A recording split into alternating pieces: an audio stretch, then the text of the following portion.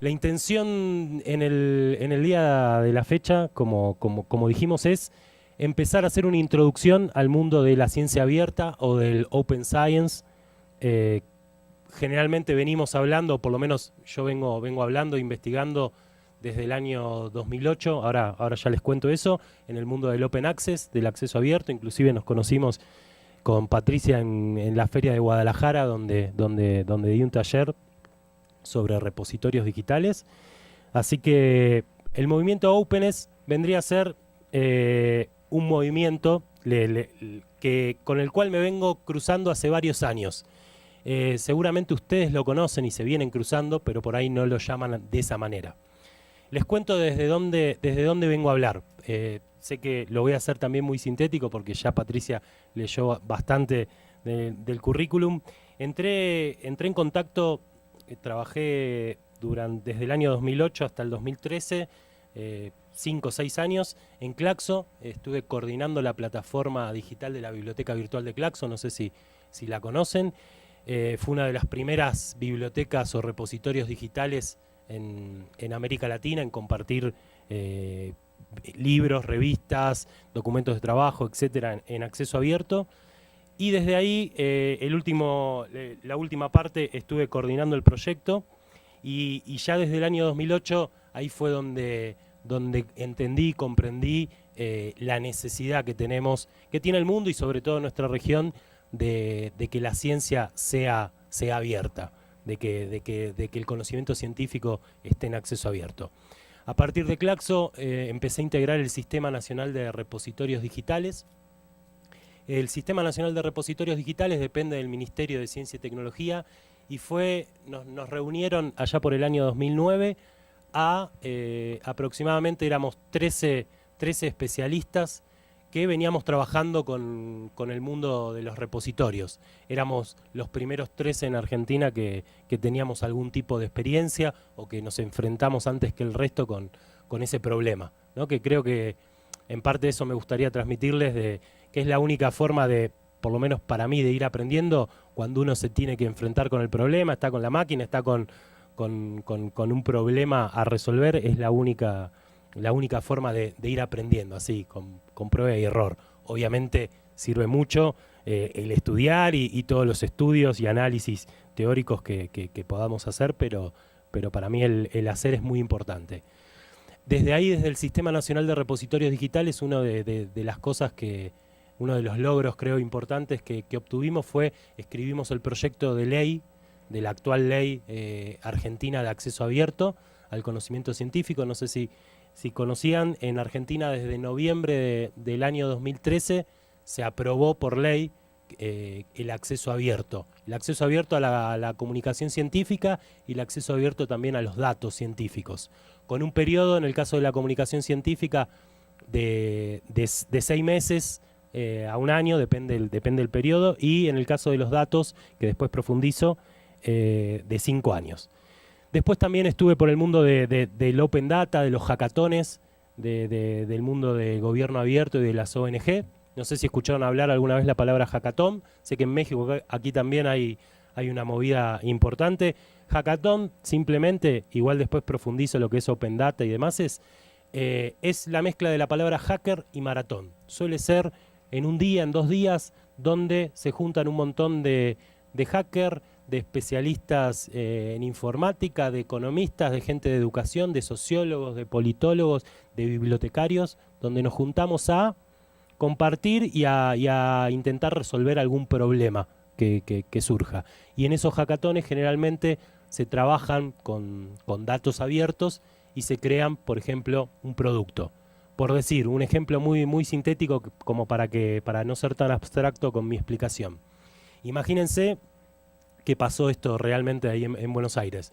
Agarraron todo el catálogo de las bibliotecas públicas del gobierno de la ciudad de Buenos Aires y hubo 3 chicos que desarrollaron una aplicación para el celular que lo que hacían es, con la aplicación para el celular se podía buscar por autor, por título o por tema en la apps del celular, y te lo cruzaba con los datos de geolocalización de las bibliotecas que podían llegar a tener ese libro y de donde vos estabas ubicado. Entonces, por ejemplo, buscábamos Pedro Páramo, de Juan Rulfo, y nos decía, de acuerdo a la ubicación donde estábamos, cuál era la biblioteca dentro del gobierno de la ciudad más cercana para ir a retirar ese libro.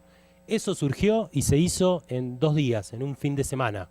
Generalmente uno termina los hackatones con algún producto, ya sea en beta o un prototipado de algún producto, que suele ser muy interesante, sobre todo por la dinámica. Uno pasa muchas horas generalmente fuera del horario laboral, por eso se hacen los fines de semana, y uno pasa desde las 9 de la mañana hasta las 9 de la noche, te van alimentando ahí, te van dando comida y cosas para que engorde. Ustedes dirán si voy a muchos hackatones, últimamente no, pero bueno. Bueno, y después, bueno, desde la universidad, que mando un saludo, que allá estarán mirando, también estoy dirigiendo esa universidad y justamente ahora con el rector que me está esperando a la tarde, que le mande un documento, estamos avanzando en una plataforma educativa abierta, que eso les contaré, y desde el CAICIT, que es un centro de investigaciones del CONICET, que les voy a contar qué trabajo estamos haciendo, así ya empezamos con el tema y basta de introducciones. El Openness. El Openness es un concepto global o una filosofía que caracteriza a otros montones de movimientos, ¿sí?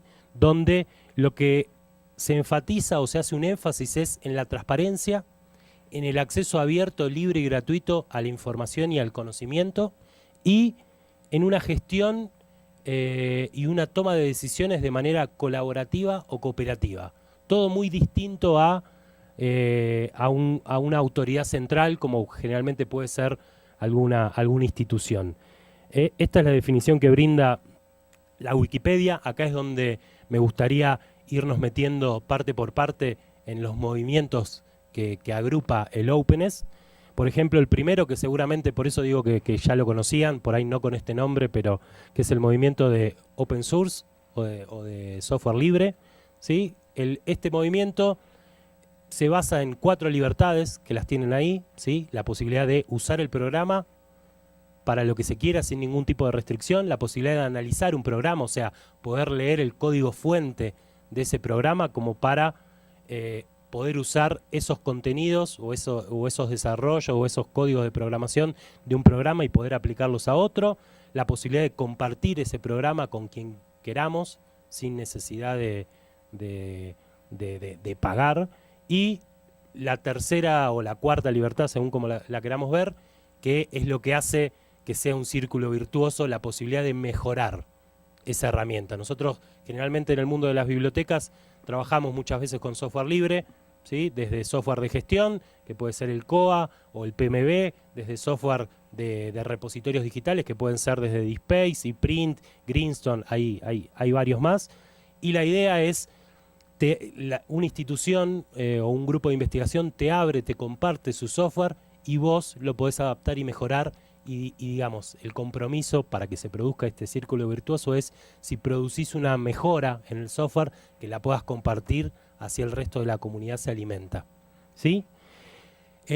Open source es, por ejemplo, el ejemplo tradicional es el sistema operativo Linux, ¿sí? No sé si escucharon seguramente hablar a esta altura. La mayor parte de los computadores o de las computadoras de escritorio tienen otro sistema operativo que es Windows, que es propietario, pero la mayor parte de los servidores que hay en el mundo usan Linux, alguna distribución de Linux. Y Linux se creó así, se creó con un montón de informáticos o de hackers. Ahora después les voy a comentar mi definición por ahí de hackers.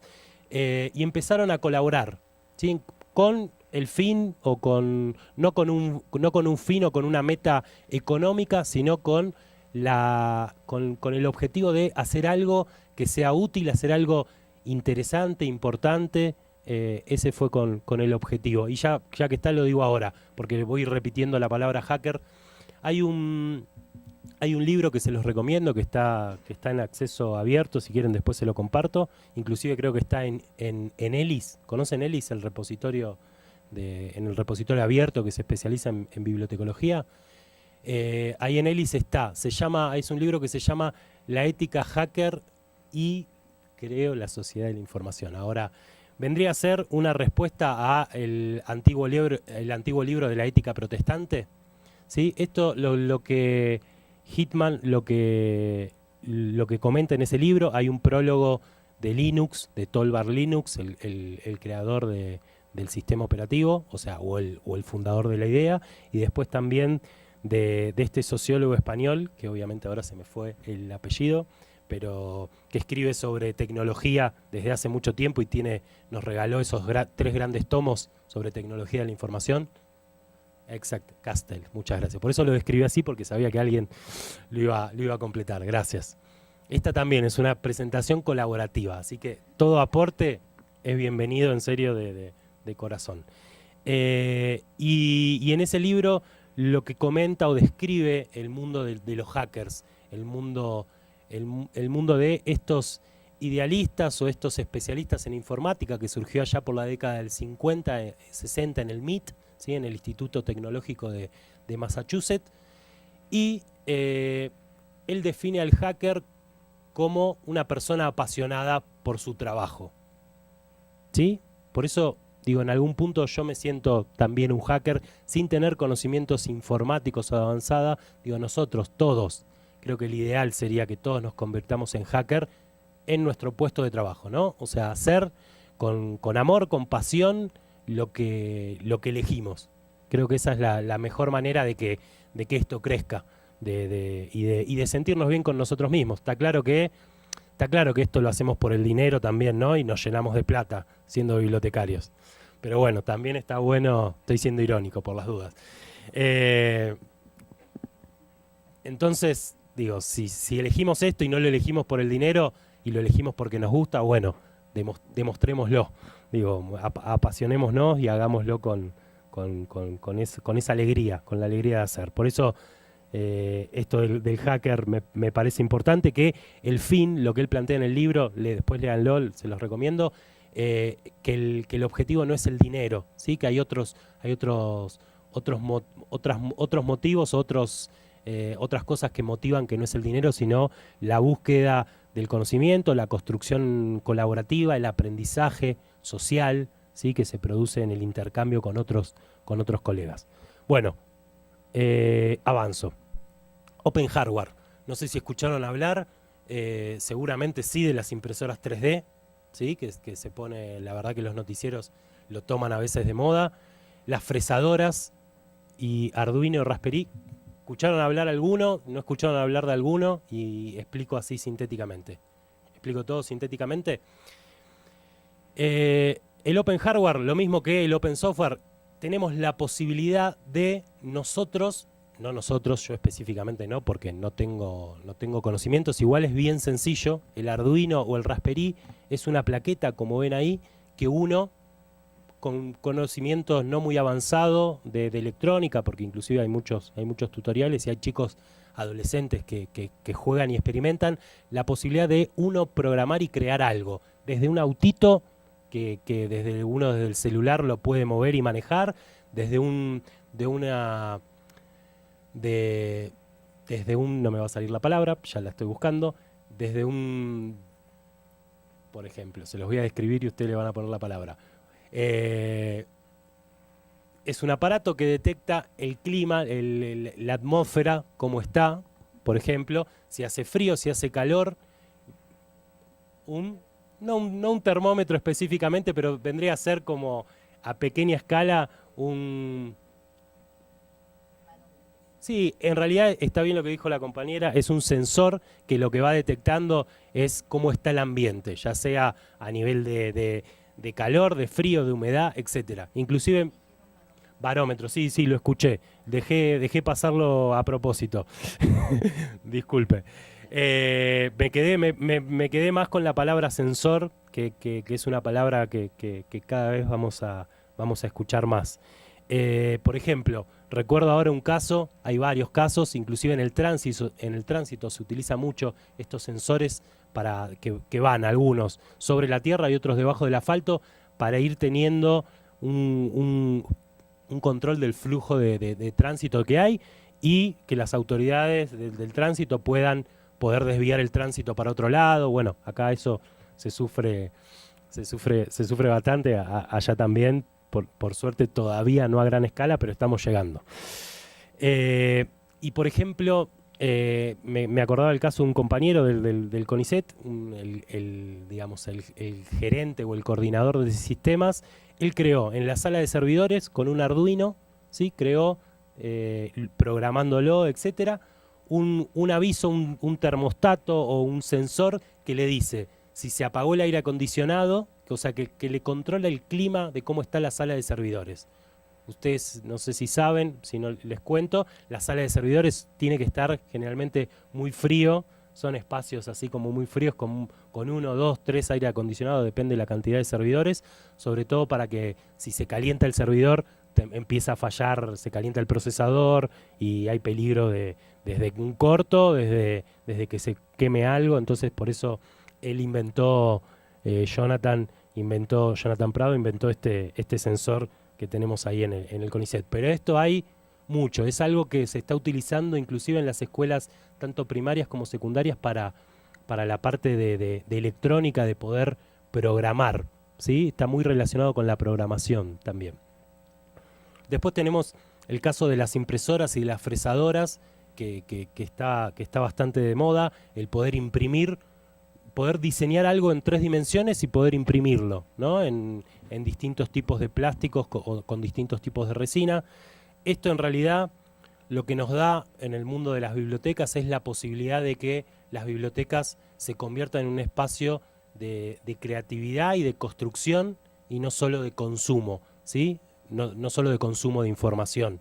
Está habiendo ya varios casos en el mundo de bibliotecas donde se abre un maker space, donde tienen la posibilidad de tener una impresora 3D, tener una fresadora. Por ejemplo, imagínense un estudiante, una biblioteca de la Facultad de Arquitectura, donde los chicos puedan, en vez de hacer las maquetas, poder diseñarlas directamente en 3D y poderlas imprimir en 3 dimensiones por partes y poder hacer esas maquetas ya directamente de plástico.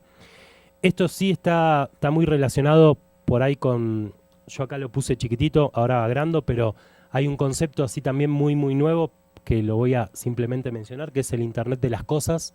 No sé si escucharon hablar, cada vez más y cada día más van a ir apareciendo cada vez más dispositivos inteligentes, cada vez más sensores. Ya la ropa hoy día tiene sensores, las zapatillas, las remeras, ¿no? Cuando vamos a correr, no es mi caso particularmente todos los días, pero pasa, digo, en los equipos también de alto rendimiento. Justo el otro día fui a ver una muestra de arte en el museo de Telefónica. Es una muestra que hicieron en Madrid, pero que la llevaron a Buenos Aires, y mostraban un caso como el Barcelona, desde sensores que hay en la cancha, desde sensores que tienen en la ropa y en las zapatillas los jugadores. Un asistente del técnico tiene a través de una tablet todo el desgaste y las zonas de calor, digamos como se dice, por donde se van moviendo los jugadores. Entonces, es toda información que se va generando a través de estos sensores y que sirven para la toma de decisiones. Si vemos que, no sé, Mascherano corrió 54 kilómetros en lo que va del primer tiempo, bueno, nos sirve para tomar una decisión. No dije Messi, pero estaban esperando que diga Messi y que nombra al Papa. No, vamos a intentar evitar este pinche argentino. Y después hay algunos casos también. Hay un caso en Colombia muy lindo, eso después los invito a ver en Social Biblio o en Aprender 3C, lo hicimos, que invitamos a Gabriel, no me acuerdo el apellido, Gabriel de Colombia, un ejemplo de balloon mapping, ¿sí? Pongan en YouTube balloon mapping. Lo que se hace es para el trabajo con la comunidad, vendría a ser poder reemplazar el Google Map. Hay zonas donde el Google Map no visita, hay comunidades donde no visita. Bueno, con el Google Map es la misma comunidad, es muy sencillo armarlo. Se arma un globo y se le pone una cámara que va sacando fotos y va filmando en realidad todo el tiempo, y se va subiendo ese globo y se lo va moviendo por todo el barrio, por toda la comunidad, y es una forma de tener información, digamos, geoespacial de nuestro barrio, de nuestra comunidad. En Colombia hay un caso que lo llevó adelante la biblioteca, que es la verdad que muy interesante. Se están abriendo también acá, en este sentido, nuevas formas de organización, ¿sí? No sé si escucharon hablar de los labs, de los laboratorios, de los Fab Labs, de los Makerspace. Esto se los dejo, ¿sí? Para que después ustedes, lo vean y lo analicen. En todo caso, si quieren después al final, vayan anotando todas las preguntas. Prefiero no profundizar en algunos temas y si surge después, como duda o como pregunta, lo profundizo. Pero si no, se me va a hacer muy larga la introducción y no voy a llegar a ciencia abierta. Gobierno abierto.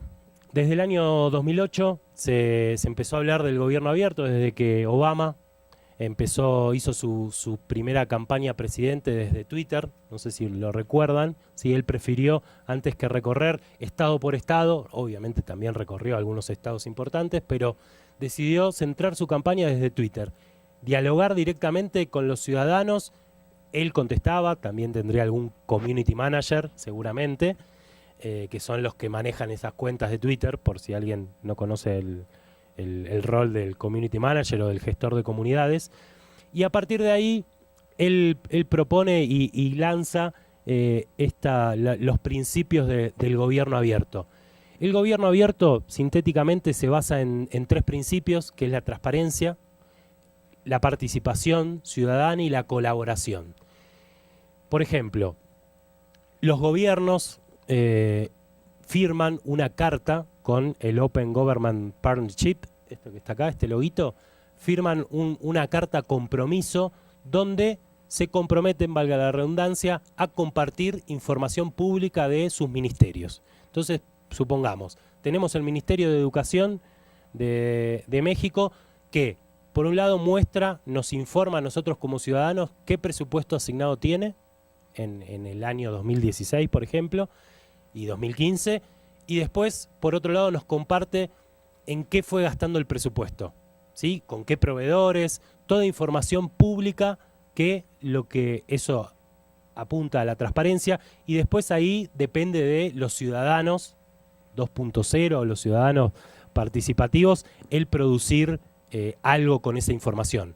Hay muchos casos en México, en todo el mundo, en México, en Perú, en Argentina, que se está utilizando información pública para hacer productos que sirvan a nosotros, a la sociedad. Por ejemplo, les cuento un caso, seguramente ustedes escucharon hablar de otros. Cuando nos toca elegir legisladores y senadores o diputados, acá también pasa, ¿no? Que los que hacen las leyes son los senadores y diputados. Bueno, hubo unos chicos que lo que hicieron fue, con la información pública del Congreso de Argentina, tomaron cuál fue la postura de todos los senadores y todos los diputados de acuerdo a 15 leyes. Por ejemplo, matrimonio igualitario, fertilidad asistida, ciertas leyes que fueron con mucha controversia en el país. Entonces, lo que te preguntaba vos a través de un sitio web o de una aplicación antes de que llegue a las elecciones es cómo votabas vos de acuerdo a cada una de estas leyes. Del matrimonio igualitario, ¿estás a favor, en contra o te abstenés de votar? De la fertilización asistida, ¿estás a favor, en contra o te abstenés de votar? Y así con cada tema, ¿sí? Con el tema de glaciar, con el tema de Malvinas, bueno, cada uno era una postura. Y lo que te mostraba después era qué diputados y qué senadores eran más afines a lo que vos votaste, ¿sí? Entonces fíjense como algo, digo, que es información pública. Si se le pone un poco de trabajo y de cabeza, puede convertirse en una herramienta útil para... Generalmente uno no conoce a los diputados y a los senadores, ni conoce en profundidad ni qué votaron, ni cuál es su propuesta. Después en Chile hay varios casos que controlan las asistencias, qué va votando, te va haciendo... Es bastante más de denuncia en algunos casos. Pero acá sí se relaciona mucho lo de Open Data, que ahora ya me meto con eso. Sigo avanzando con otro Open, que por ahí también ya escucharon hablar y tiene más que ver con esto, ¿sí? La educación abierta, el Open Education. Las siglas, ¿sí? REA o OER, de recursos educativos abiertos. Ahí hay algunos casos de que puede ser un recurso educativo abierto, que son guías de estudio, ejercicios, guías de laboratorio, material multimedia, apuntes de clases, simuladores. Inclusive hay muchas instituciones de educación superior, hay varias universidades que en vez de hacer un repositorio científico, se dedican a hacer un repositorio educativo.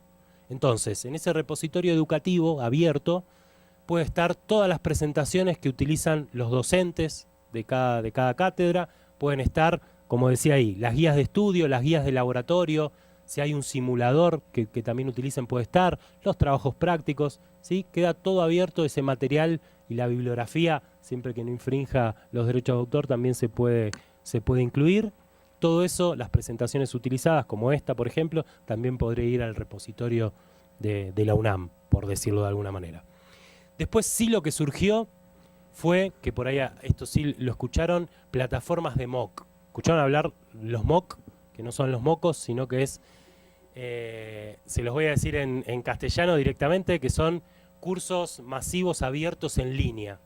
¿Sí? Esto surgió también del MIT, allá por el año 2008, abrió su plataforma, MIT Open Courseware, que empezó a compartir sus cursos, sus seminarios de posgrado, sus cursos de verano, empezó a abrir como si fuera el programa de estudio. ¿Vieron cuando empezamos una materia que está el programa que dice unidad 1 y la bibliografía, pero la bibliografía la ponía a texto completo, ponía algunas presentaciones de clase, algunas clases filmadas, ¿sí? Entonces uno podía acceder simplemente a todo el contenido de una materia de, por ejemplo, no sé, física cuántica que daba el MIT, o de literatura anglosajona, todo de manera gratuita. Esto surgió en el año 2008.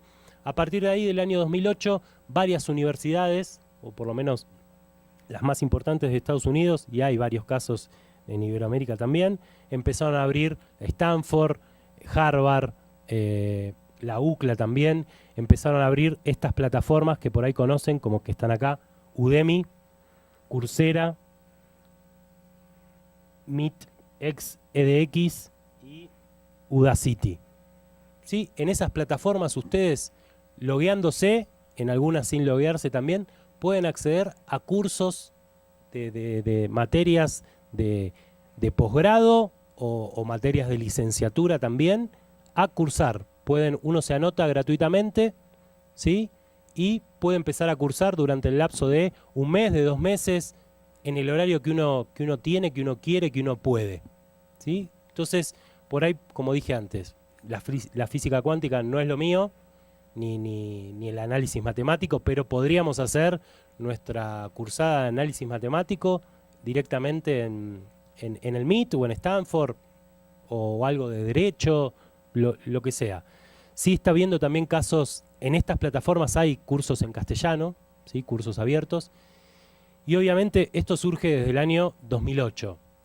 Hoy día empezó a haber variaciones en los modelos de negocio que ofrecen estas plataformas. Inclusive hoy día estas plataformas en un principio no te entregaban un certificado ni un título, no lo podías certificar, sino que simplemente iba con esta lógica de educación abierta, ¿no? Hay un trasfondo de esto en desarrollar los conocimientos, las habilidades, los skills sin importar un papel. Ya sé que, todos estamos atravesados por las instituciones y los papeles, y si no, no estaríamos acá. Así que también, los papeles son importantes, pero también esta formación o este autoaprendizaje es muy importante. Lo que empezaron a hacer estas plataformas es, si uno paga, te certifican los créditos en esa universidad. Entonces, ahí lo que depende del sistema educativo en el que tengamos en el país, si permite créditos universitarios. Por ejemplo, en Argentina no está permitido los créditos universitarios. Uno sí puede cursar en otra universidad alguna materia o en el exterior, pero todavía lamentablemente no tenemos esa lógica de créditos donde uno tiene mayor libertad y puede ir armando y escogiendo su carrera con las materias que quiere cursar. Inclusive hay un día en marzo que es el día de los recursos educativos abiertos, ¿sí? Y se incentiva mucho eso, a los docentes que creen recursos educativos abiertos y que los compartan, sobre todo con sus estudiantes y con el resto de la comunidad de docentes, para poder retroalimentarnos, no siempre tener que estar inventando la pólvora, sino poder basarnos en algún trabajo de un docente anterior, obviamente citándolo, y creando un nuevo recurso o un mejorado recurso de aprendizaje para una clase de física, de matemática, de bibliotecología, de lo que sea. Avanzo. ¿Cómo venimos? ¿Vengo muy... o venimos... ¿Sí? Bien. Open Access. Podría explayarme todo el tiempo de este tema porque me interesa, voy a intentar no caer en esa tentación. ¿Qué es el Open Access? Es el acceso abierto a la comunicación científica, es decir, cualquiera de nosotros podemos leer, descargar, imprimir, compartir, utilizar comunicación científica, paper, tesis, patentes en algunos casos, libros que recibieron algún arbitraje, informes técnicos, etcétera. Es toda esa información científica que la podemos utilizar sin ningún tipo de barrera económica, ¿sí? Que no tengamos que pagar por ello, legal ni técnica. Legal porque al usarla no infringimos los derechos de autor. Siempre dentro del acceso abierto el único requisito siempre es citar la fuente y no alterar la obra, ¿sí? Que es lo que suele decir las leyes de derechos de autor generalmente de todos los países. El mundo del acceso abierto es un movimiento que surge de un malestar que tenemos varios investigadores, varios editores científicos no comerciales y varios profesionales de la información, nosotros, y surge de este monopolio editorial de las editoriales comerciales, como pueden ser empresas como Elsevier, Thomson Reuters, EBSCO, Gistor, etc. Menciono esa sola como para no ganar más enemigos, solo para mencionar algunas. Así que si no vuelvo a Argentina, ya saben que a quién buscar. No, la verdad que siempre nos cruzamos en congresos y independientemente de que ideológicamente estemos en veredas distintas, siempre han sido muy cálidos conmigo.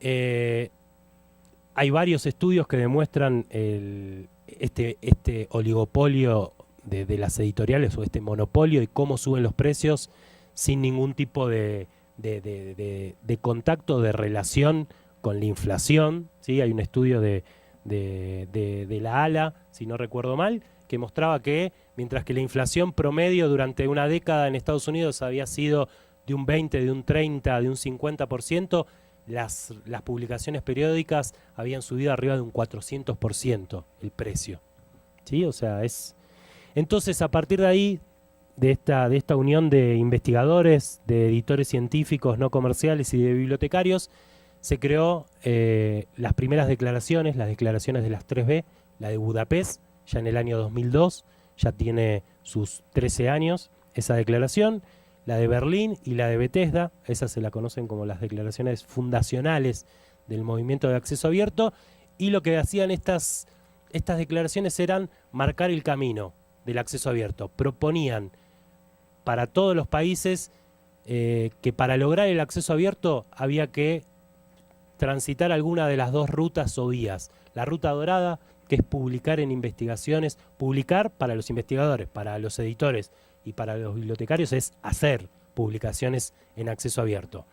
Que acá tenemos en México grandes ejemplos de portales, ¿no? Y hay mucha tradición, inclusive desde Latindex, desde su directorio y catálogo, y hoy día Portal de Portales, Redalic, inclusive Cielo, que surge de Brasil, pero que también acá tiene su sede en la UNAM. Son grandes ejemplos latinoamericanos y que tenemos que creo, en mi opinión, todo esto que estoy contando siempre es mi opinión.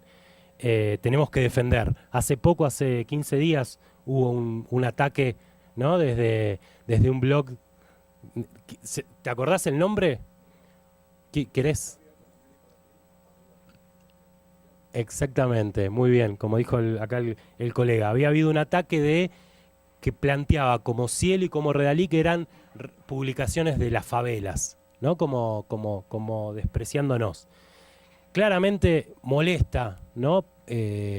Portales como Cielo, como Redalic, molesta a las grandes editoriales comerciales, molesta que no elijamos esta variante del acceso abierto que ellos plantean, que es el autor paga, ¿no? En el norte se está implementando dentro de lo que es acceso abierto un modelo de autor paga, cosa que no es sustentable para nuestra región. Imagínense, por ahí para las ciencias duras puede llegar a conseguir más financiamiento, pero imagínense un investigador de humanidades, de ciencias sociales, ustedes mismos, que para publicar un paper tengan que pagar $1.500. Entonces, digo, suele ser una barrera de entrada muy, muy fuerte. Generalmente en algunos países nos pasa que $1.500 puede ser el total del financiamiento del proyecto. Entonces se lo vamos a dar a esa editorial para que nos lo publique. Entonces, nada, esto para responderle a este colega, creo que era estadounidense, que publicó en su blog. Nosotros, nada, América Latina, la riqueza de América Latina creo que surge también de las favelas, de los barrios, de las villas, de nuestra clase media también, entonces parte de nuestra riqueza y de nuestro realismo mágico que vivimos y de lo que nos distingue y diferencia es gracias a estas diferencias que tenemos, ¿no? Y que nos enriquecen también. Digo, generalmente surge mucha cultura y surge varios movimientos sociales desde las favelas, desde los barrios, a nivel político, que es muy interesante. Y como postura personal, y espero que seguramente comparten, prefiero escuchar y mirar a las favelas, a los barrios, que hacerlos a un lado y simplemente estar mirando al norte, ¿no? Porque no estamos acá, nuestra realidad es esta. Entonces tenemos que construir desde nuestra realidad y no negarla, creo yo. Bueno, perdón, que me fui por acá.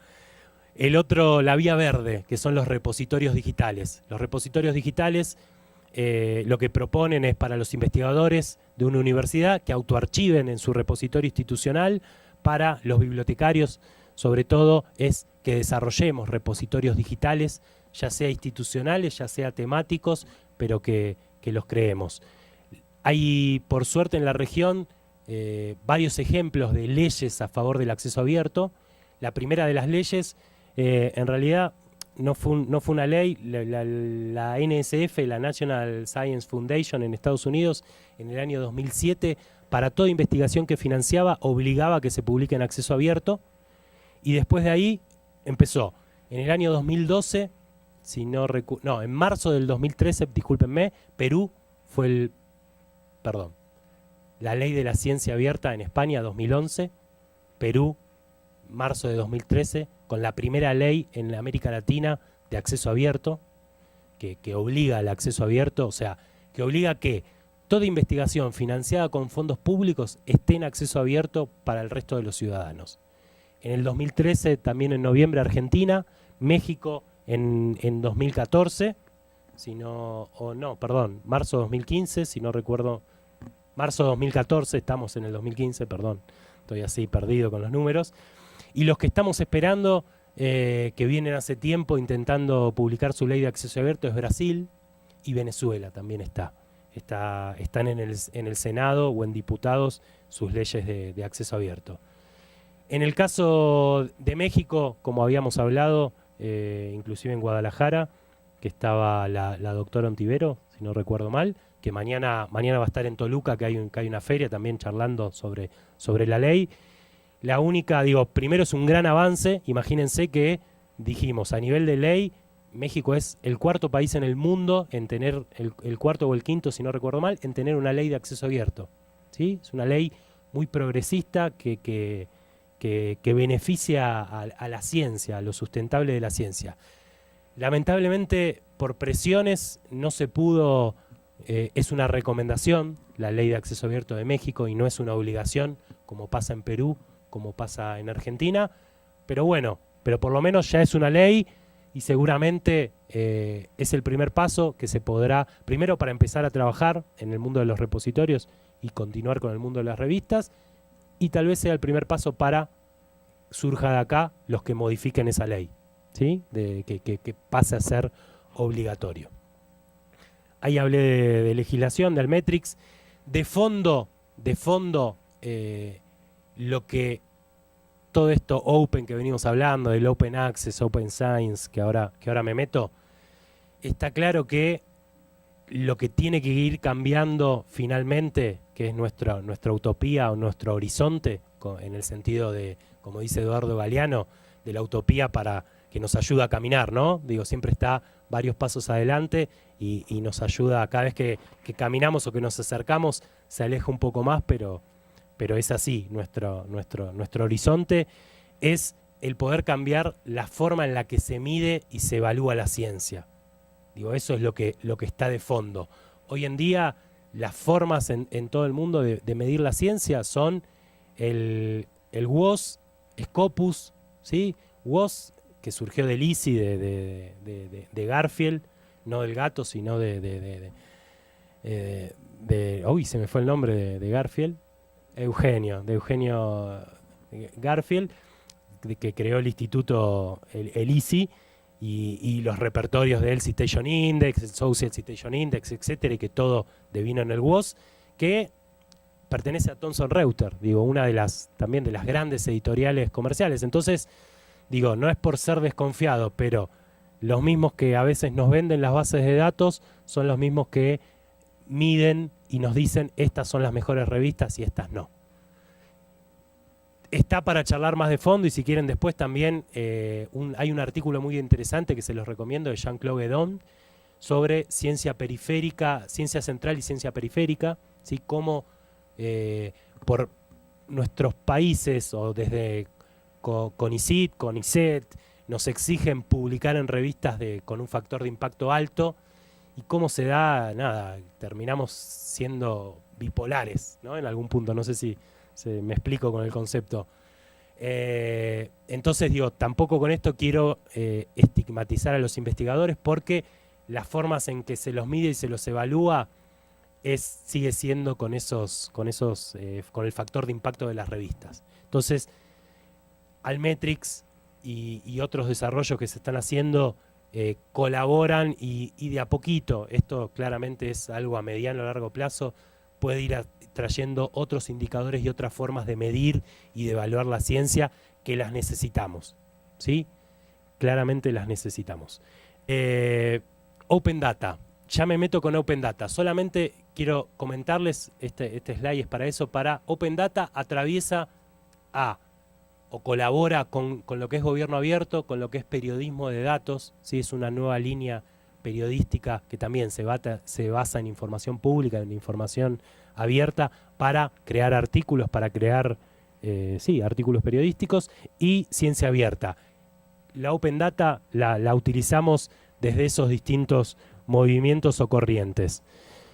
Open Science, ahora sí, tenemos 15 minutos, así que va a ser, disculpen, pero a las corridas. Esta es una pequeña definición, voy a dar varias. Es un movimiento que lo que busca es lograr que la investigación científica, los datos y el acceso a esa investigación y la difusión llegue a toda la sociedad. Lo importante y lo que busca es que la investigación se reutilice, se redistribuya y se reproduzca. Otras definiciones, así muy cortitas. Wikipedia, la conducción de la ciencia de una manera que otros puedan colaborar y contribuir. Cuando los datos de investigación, notas de laboratorio y otros procesos son libres, son de acceso libre y gratuito, y se puede realizar estos tres conceptos que había dicho: reutilización, redistribución y reproducción. Acá me gustaba una pequeña frase de Eva Méndez, una investigadora, docente, una docente mía, y tal vez futura tutora de mi tesis, vamos a convencerla, que ella viene investigando el mundo de la ciencia abierta, y ella lo que propone, lo que dice es: la ciencia abierta es un objetivo, es una meta y es un camino, ¿no? Nos comenta ahí, no se lo voy a leer, pero la posibilidad de acceder a todos los resultados de las investigaciones, tanto a las publicaciones como a los datos primarios, a los datos científicos, permite, a partir de técnicas como la minería de datos, el data mining, el data text, etcétera, permiten hacer una reutilización eficaz de la información, un avance del conocimiento, de la ciencia, y la posibilidad de lograr un incremento en la innovación. La ciencia abierta se basa en 6 principios. Sobre todo, la creación y la utilización de metodologías abiertas, la utilización de un método de revisión por pares también abierto que fortalezca y asegure una transparencia en esa evaluación y en la calidad de la ciencia. Y después los otros 4 recursos, los otros 4 principios, digo, que ya los venimos mencionando, que hacen parte del movimiento de openness, ¿sí? Que son utilizar software y hardware abiertos, utilizar datos abiertos, utilizar el acceso abierto al conocimiento científico y utilizar recursos educativos abiertos. Les voy a mostrar un pequeño mapa conceptual, que ahí está la fuente Foster. Les recomiendo, si les interesa profundizar en este tema. Foster es un proyecto que surgió de la Unión Europea, del Horizon 2020 o Horizon 2020, y ahí está armado este mapa conceptual. Yo llegué a él por una presentación de un especialista del mundo del acceso abierto y que está también avanzando en el mundo de la ciencia abierta hace tiempo, que es Remedios Melero, es una investigadora de la CSIC de España y una gran colega, muy generosa y amiga.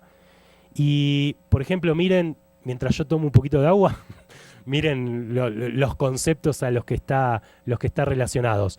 Uno puede entrar a este mapa conceptual e ir viendo definición por definición. Están armadas bien todas las definiciones y algunos ejemplos.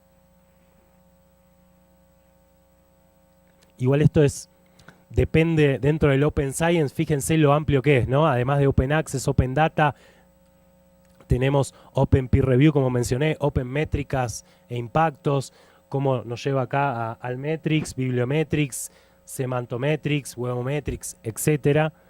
¿Sí? Open Data, Open Journal Data, bueno, un montón, es un mundo nuevo. Vengo hablando de Open Data, vengo hablando de datos de investigación. Ahora les quiero contar también, en 5 minutos como mucho, qué son los datos de investigación. Cuando hablamos de datos de investigación, me refiero a hechos, observaciones o experiencias basados en algún argumento, alguna teoría o alguna prueba que generamos o que producimos cuando estamos investigando, ¿no? Estos datos de investigación, como ven ahí, pueden ser tanto numéricos, tanto descriptivos, tanto visuales, pueden estar en estado bruto o pueden estar ya analizados, pueden ser experimentales u observacionales y pueden estar abiertos o cerrados, ¿sí?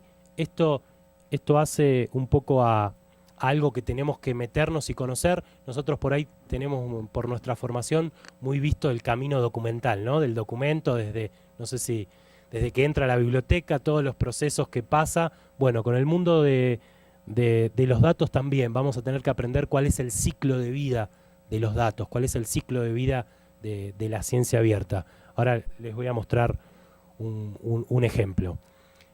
¿Y qué es los datos de científicos? Bueno, podemos hablar, cuando hablamos de datos científicos, desde cuadernos de laboratorio, cuadernos de campo, datos de investigación primaria, ¿sí? Incluidos tanto datos en papel como datos digitales, cuestionarios, cintas de audio, video, todo lo que utilicemos como investigadores para llevar a cabo nuestras investigaciones. No estoy diciendo nada nuevo, acá la mayoría investiga, ya sea porque es investigador, doctor, o porque está intentando hacer su maestría o su doctorado.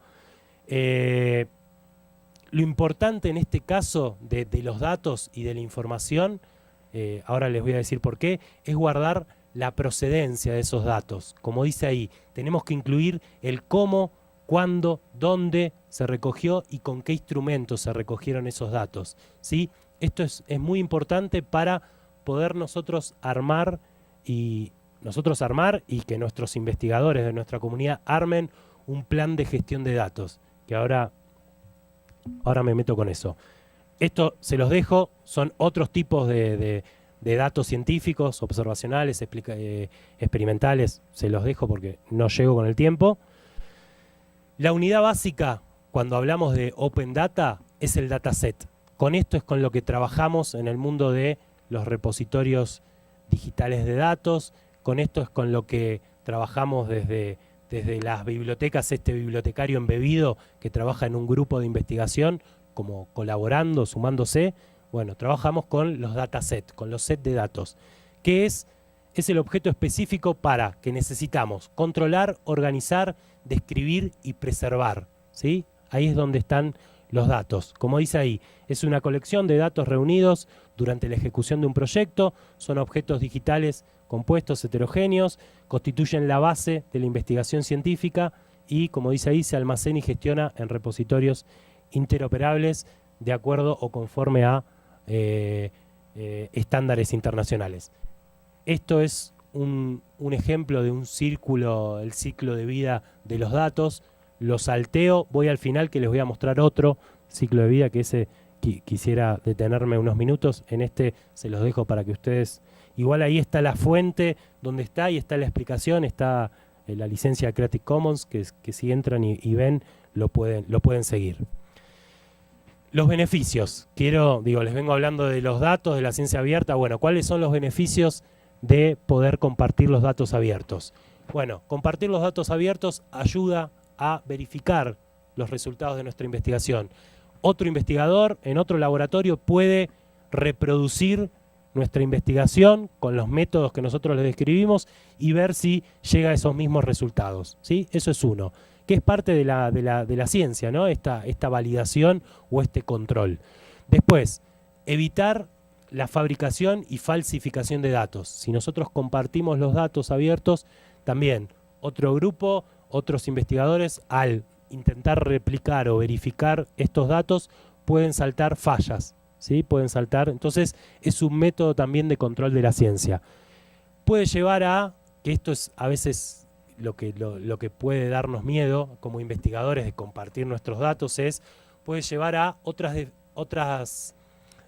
diferentes interpretaciones o a otras interpretaciones que no nos dimos cuenta por el nivel de madurez que vamos teniendo. Uno a veces está demasiado metido en la investigación y lleva tiempo, uno va madurando con el tiempo y con el uso, y por ahí alguien viene de afuera que observa nuestra investigación, nuestros datos y puede proponer un enfoque diferente, una interpretación diferente que por estar tan encima de nuestra investigación no nos damos cuenta.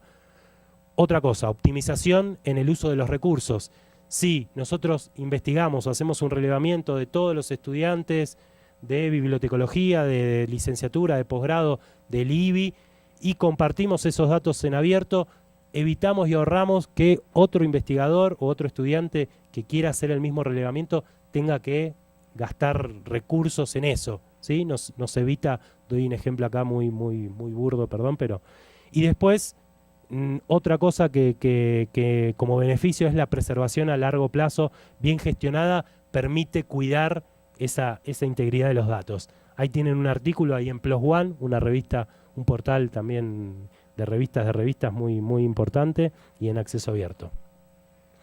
Para hacer una gestión adecuada de los datos abiertos, solamente voy a mencionar, se requieren políticas públicas, políticas de las agencias de financiamiento y de las agencias de investigación que ya sea por recomendación o nos obliguen preferentemente a compartir los datos abiertos, ¿sí? Si la investigación fue financiada con fondos públicos. Esto es lo que siempre hablo y resalto. La posibilidad de recursos financieros a largo plazo, ya que estos datos, esto lo hablaba con Jordi Serrano, que es un colega, un compañero español, ya estamos.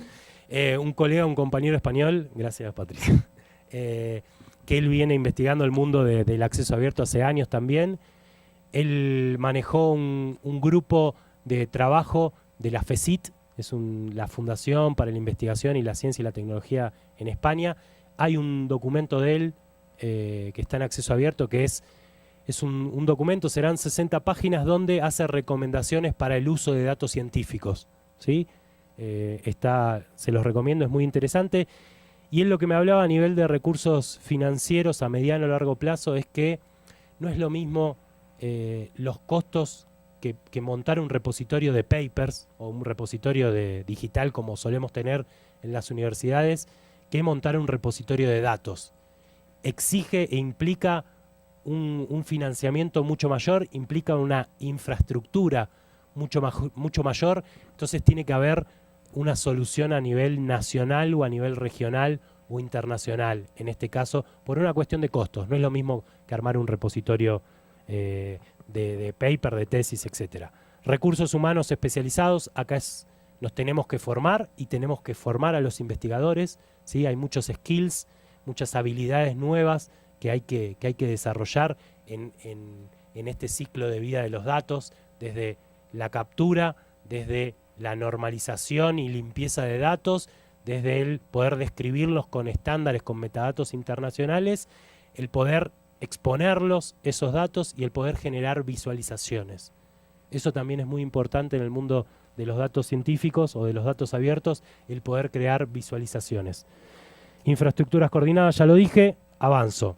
Estos son los actores implicados, ya probablemente lo sepan, no es nada nuevo. Investigadores, que son los productores de datos, las universidades y los centros de investigación, los repositorios institucionales, los centros de datos, los gestores de datos, las agencias de financiamiento. Y el sector civil. Esto les queda para revisar a ustedes, perdonen, pero no me va a alcanzar el tiempo, algunos skills o habilidades y competencias a desarrollar para... Hay un nuevo rol que se llama el Data Science o el científico de datos, ¿sí? Algunas de las habilidades y competencias que a desarrollar. De acuerdo al camino que utilicen, este me pareció muy interesante, ¿sí? Respecto a... Empieza acá, desde lo que son los fundamentos, pasa por la parte de estadísticas, pasa por... Si me deja esto lo veo.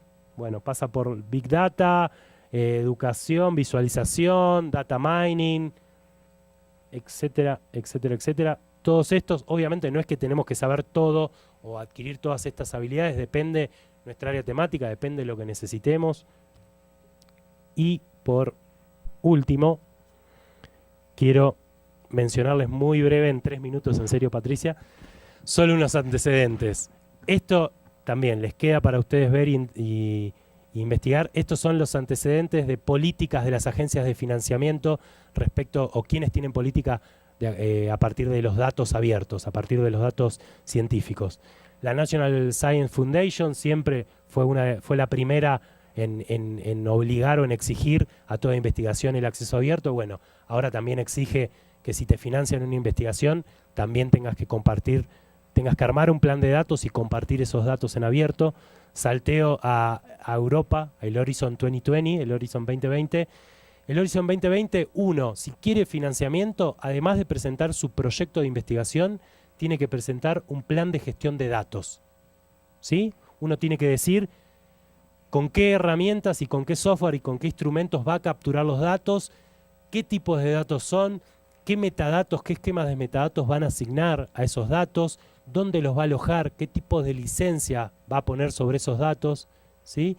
Esto implica que ya lo viene desarrollando la Unión Europea, inclusive el consorcio Madronio, es un consorcio de universidades de Madrid, desarrollaron una herramienta que es un DMP, un Data Management Plan, un plan de gestión de datos. Es un formulario donde uno va cargando su plan de gestión de datos, primero para que te financien la investigación y después para poder ir gestionando tu plan de datos al inicio de la investigación, a la mitad de la investigación y al final. Varios ejemplos del Reino Unido, de regional de la OCDE, que también recomienda, y en el caso de Argentina, que exige que los datos primarios, después de 5 años, tienen que estar depositados en un repositorio de datos. Ya 5 años es un tiempo suficiente como para que el investigador lo pueda haber explotado, exprimido su investigación y sus datos, ¿sí? Entonces, damos tiempo. 2 líneas de trabajo hay, la parte de desarrollar planes de gestiones de datos, si queremos abordar esto del mundo de la ciencia abierta, y el desarrollo de infraestructuras.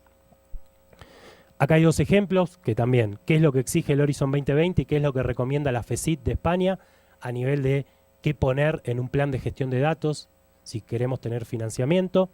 Esto es lo que justo recién yo les mencioné en voz alta. También les queda, perdón, porque ya cerramos. Y la parte de infraestructuras. Hay un montón de ejemplos de repositorios ya de datos interoperables funcionando, ya sean de gobierno abierto como científicos. Les recomiendo Odisea, que es un directorio de repositorios de datos, ¿sí? Que lo pueden consultar. Y también algo que se viene trabajando y desarrollando son plataformas de trabajo o framework de trabajo para los investigadores. Generalmente los investigadores trabajan en su notebook, en su computadora, algunos con mucha suerte en un servidor compartido en su instituto, no quiero preguntar acá por una cuestión de tiempo, pero desde los institutos de investigación tenemos que desarrollar plataformas de trabajo para que el investigador trabaje ahí, en esa plataforma de trabajo, pueda subir sus datos, pueda compartir y de esa manera no estar rezando, prendiéndole una vela a Guadalupe para que no se nos queme el disco rígido, no se nos queme la computadora, no se nos borre el backup, etcétera. Y desde el CONICET venimos trabajando en esta línea, venimos desarrollando un formulario para la gestión de datos primarios, para los observatorios del CONICET, venimos trabajando en ese sentido. También estamos trabajando en la creación de un marco de verificación de metadata e infraestructura de datos primarios. Estamos haciendo también una apuesta común de estas infraestructuras que están en uso y de los software que se están usando, así que esperamos también pronto poder compartirlos y desarrollando e implementando estas mismas herramientas. Estamos también en una parte muy importante, la parte de formación, nos estamos formando, estamos aprendiendo, o sea, con toda honestidad estamos aprendiendo y estamos aprendiendo equivocándonos, que como les decía, es la única manera, me parece, de aprender. Estamos formando y estamos desarrollando cursos tanto para los investigadores como para los profesionales de la información, nosotros que tenemos que tratar con esto, tratar con datos primarios, que es el nuevo petróleo de la ciencia. Esto es el esquema, el ciclo de vida completamente abierto y esta es la última en serio, Patricia, ya está. Esta fue la última en serio literal. Fíjense desde la planificación, desde la implementación, desde la publicación, desde el descubrimiento o el impacto que tienen nuestros datos, nuestras publicaciones, desde la preservación y desde la reutilización o el reuso de esos datos. Fíjense la cantidad de veces que aparece la palabra open, ¿no? Si nosotros estamos formados en estos conceptos, en estas herramientas, en estas tecnologías, podemos empezar a desarrollar investigaciones completamente abiertas, que creo que lo mismo, esto es de Foster, creo que es la manera de que la ciencia sea sustentable, ¿sí? Si lo abrimos y lo compartimos. Tomando una frase de Redalic, la ciencia que no se ve no existe, ¿no? Y conclusiones, era la anteúltima, te mentí, Patricia, perdóname. Obviamente hay resistencias, muchas resistencias culturales, esa va a ser nuestra batalla, nuestra primera batalla y la de siempre, la que venimos haciendo, que tenemos ya mucha experiencia acumulada desde el mundo del acceso abierto. Allá por el año 2008 o por el año 2006 desde Claxo, te entregaban después de mucho tiempo en un disquete, 1 o 2 documentos y pero no me lo van a robar, seguro que no me lo van a robar, no me lo van a copiar, no me lo van a plagiar. Entonces era todo un trabajo de que no, bueno. ¿Qué posibilidades exige nuevas competencias y habilidades, como vengo diciendo, y qué posibilidades nos brinda? Nos brinda esto, la capacidad de poder capturar, de poder limpiar o normalizar datos, poder combinar conjuntos de datos, ¿sí? Se pueden tomar muchos datos de gobierno abierto. Para el mundo de las ciencias sociales es muy importante que el Instituto de Estadístico Nacional comparta sus datos, entonces vos no tenés que estar reinventando la rueda, volviendo a hacer un censo en el país para preguntar ciertos datos allá se llama INDEC, no sé acá cómo se llama la Agencia Estadística Nacional. INEGI. Bueno, si comparte sus datos, puede ser una fuente muy válida para los investigadores. Último, utilizar los datos nos permite utilizar los datos con mayor intensidad y en nuevos contextos, incluso en contextos que no pensábamos cuando hicimos nuestra investigación. Permite la posibilidad de visualizar datos. Hay muchos ejemplos y muchos casos, no llegamos a verlos, pero si van ahí, yo compartí en Infotecarios, en algunos casos hay varios ejemplos de proyectos de visualización de datos. Poder descubrir el conocimiento oculto e implícito en los datos, poder compartir y establecer nuevas colaboraciones y poder, esto es lo más importante, promover, acelerar y lograr un mayor impacto en la investigación y en la innovación de nuestro país. Ese es el logro máximo o el objetivo máximo por el cual los países financian la investigación, ¿no? Para poder tener un impacto, para que la sociedad se beneficie de lo que se investigue, ¿sí? Que esto llegue a la sociedad. Listo. ¿Dudas, preguntas? Miren, no les tuve que decir que un aplauso para Fernando Ariel. Ahora sí, se abre la sesión de dudas, comentarios, yo preguntas. Yo me podría echar un choro como moderadora, pero creo que no es el caso. Quienes tengan preguntas, también a los que están allá lejos, que no vemos si están ustedes, quienes están conectados para saludarlos, pero aquí en la sala, si tienen dudas, comentarios, preguntas, en la intención de que nos escuchemos también los que están allá. Entonces no sé quién quiera preguntar, o los mandaron a fuerza. Les bajamos el punto, a ver. A ver, allá atrás. ¿Te podrías presentar de dónde vienes? Y así la pregunta, comentario más o menos brevesón. Sí. Okay. Hola, mi nombre es Jorge Cruz. De hecho, soy amigo reciente de Fernando en el Facebook, que me solicitó. Para mí, bueno, un honor estar acá. Estuve en el 2010 en un curso con el profesor Hugo Figueroa y, por supuesto, me da un poco de añoranza ahorita porque yo trabajé 20 años, soy bibliotecario de la Universidad Central de Venezuela. Se crea en el 2004 la biblioteca virtual y en el 2010 hicimos el repositorio de la Universidad Central, que en enero, digamos, lo dejé por temas ya más personales, ¿no? Súper de acuerdo con todo lo que está diciendo Fernando, pues realmente quería asistir, gracias a Dios ayer llegué a México por una empresa mexicana y gracias a Dios estaba acá para poder estar presente. Quería decir que cuando nombraste algo de Venezuela, el Ministerio de Ciencia y Tecnología en el año 2011, Venezuela, puso que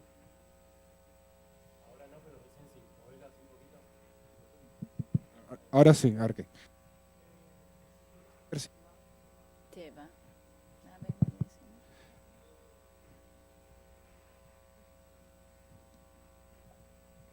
Mientras, gracias por venir, por hacerte el tiempo en este viaje y estar acá. Sí, mi jefa casi que va y viene, rápido.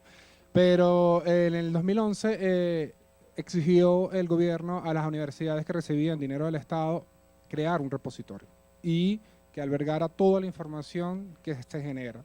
De hecho, el primer repositorio en Venezuela se da en el 2000, que es el Saber ULA, que es de la Universidad de los Andes, lo crea el Parque Tecnológico de Mérida y, por supuesto, digamos, todo el resto de las universidades en Venezuela lo hemos tenido como el maestro de todos los repositorios. Y agregaron un wiki, se desarrolló la primera wiki de acceso abierto. Totalmente. Ahora quedó desactualizada, pero sí, fue un gran producto de la universidad. Sí, de hecho nosotros utilizamos un poco ese wiki hace como 5 años que estuvimos allá en Mérida. Y bueno, realmente un placer para mí estar acá y poder estar presente aquí con Fernando. Gracias. Gracias. ¿Alguien más acá levantó? A ver, es Felipe. Hoy después la chica está. Muy bien, Fernando. Muchas felicidades por esta exposición bastante amplia, una serie de conceptos que nos muestran este mundo. Tú lo mencionaste en tu exposición, pero yo creo que en América Latina los gobiernos tienen que asumir la responsabilidad de establecer una política de publicación y difusión de los resultados, porque a veces nada más es, bueno, ustedes investigadores están investigando con fondos públicos, ¿sí? Y el dinero para la publicación y difusión de resultados en revistas de acceso abierto o en repositorios, ¿de a dónde va a salir? Que ese fue el problema de la ley de CONACYT de México, por eso se hizo recomendatoria y no se hizo obligatoria, por esta discusión que tuvimos, ¿sí? Que los gobiernos tendrían que asumir la responsabilidad de la publicación y difusión de los resultados. Nada más déjame saludar a Fabiana Salerno de Buenos Aires, Argentina. Tenemos aquí ya preguntas, si quieres ahorita les contestas. Talía también tiene preguntas. Bienvenida, gracias. Fabio, Julián Ochoa. ¿Quién más tiene? No veo. Y eso que traigo los lentes. Martín Tena Espinosa. Ahorita vamos a estas preguntas, nada más que Fernando le comente. En realidad, sí, fue más un comentario que una pregunta, pero sí, claramente los gobiernos o el Estado tiene una responsabilidad. Depende en cada país cómo se va desarrollando. En el caso de Argentina, que es la experiencia que más conozco, igual ahora hago un comentario sobre México, desde el Sistema Nacional de Repositorios lo que se hace y se viene haciendo es financiando la creación de repositorios digitales o el fortalecimiento de repositorios digitales. Hay un presupuesto que uno, desde las universidades nacionales y de los centros nacionales de investigación, que son los que están obligados ya por ley a armar y a montar su repositorio institucional, ya sea propio o compartido, se les da financiamiento, ya normalizamos, se crearon también directrices, además de siguiendo la línea de Drive, y todo eso también viene en conjunto y es muy importante de hacerlo porque es la forma de estar vinculados con la referencia a nivel regional, ¿sí? La referencia es un gran recolector o cosechador de comunicación científica en América Latina, que a su vez está relacionado con COAR, que es la Confederación de Repositorios Abiertos en el mundo. Con el comentario, sí, creo que los estados tienen la obligación, y también las universidades y los institutos nacionales, de montar sus repositorios, de tener sus revistas en acceso abierto y de calidad, ya sea a través de los portales, primero Latindex, después Cielo Redalic, o las dos. Creo que sí, que es parte de esa responsabilidad del Estado y de las instituciones, los que trabajamos para la administración pública. No sé si respondió, si me querés decir algo más puntual.